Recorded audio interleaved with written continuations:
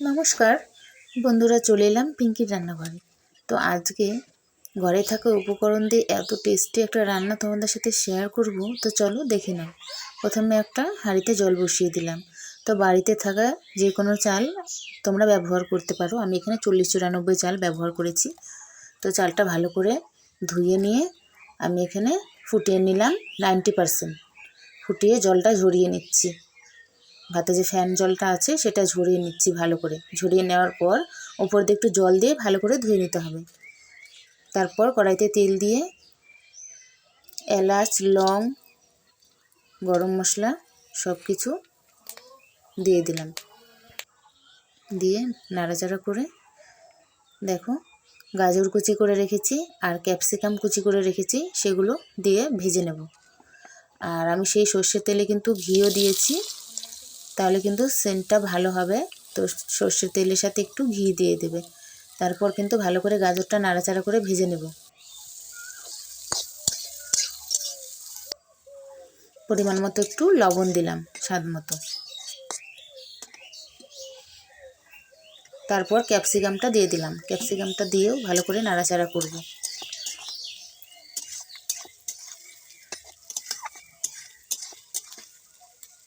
তারপর আমি এখানে দিয়ে দেব কাজু। কাজুটা ভালো করে নাড়াচাড়া করে লাল লাল করে ভেজে নেব। তারপর কিশমিশ দিয়ে দেব। তো দিয়ে সবগুলো ভালো করে নাড়াচাড়া করে ভাজা ভাজা করে নিয়ে তারপর কিন্তু আমি এখানে ভাতটা যে কুক করে রেখেছি 90%, সেটা কিন্তু এখানে দিয়ে দিলাম। দিয়ে ভালো করে নাড়াচাড়া করে মিশিয়ে নিতে হবে। সব কিছুর সাথে ভালো করে মিশে গেলে সামান্য ওপর দিয়ে আর একটু ঘি আর স্বাদ মতো নুন, চিনি আর একটু গোলমরিচ গুঁড়ো দিয়ে নাড়াচাড়া করে নিতে হবে ভালো করে।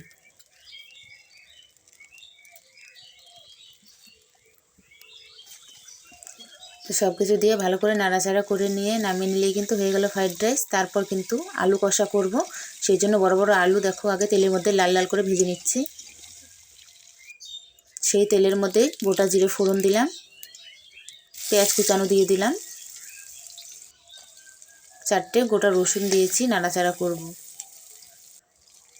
কাঁচা লঙ্কা চেরা দিয়ে দিলাম, আদা রসুন বাটা দিলাম, দিয়ে ভালো করে নাড়াচাড়া করব। নুন, হলুদ দিয়ে নাড়াচাড়া করব। তারপর লঙ্কার গুঁড়ো দিয়ে দিলাম আমি এখানে। তো লঙ্কার গুঁড়ো দিয়ে ভালো করে নাড়াচাড়া করে একটু জল দিয়ে সামান্য কষিয়ে নিতে হবে মশলাটা।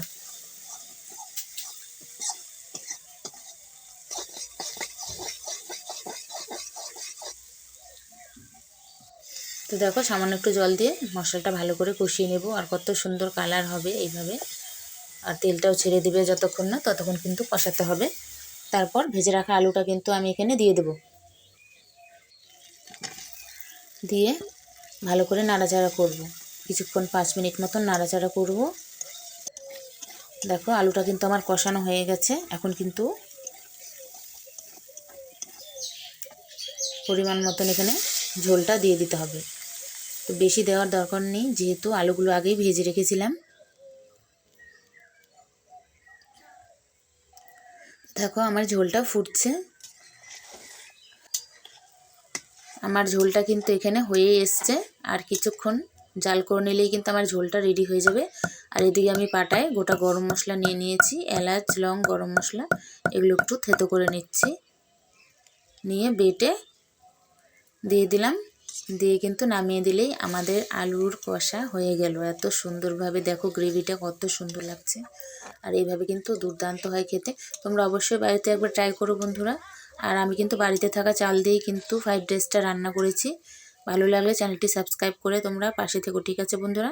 আজকের ভিডিওটা এ পর্যন্তই থাকছে। ভালো লাগলে সাবস্ক্রাইব করো চ্যানেলটি। টাটা।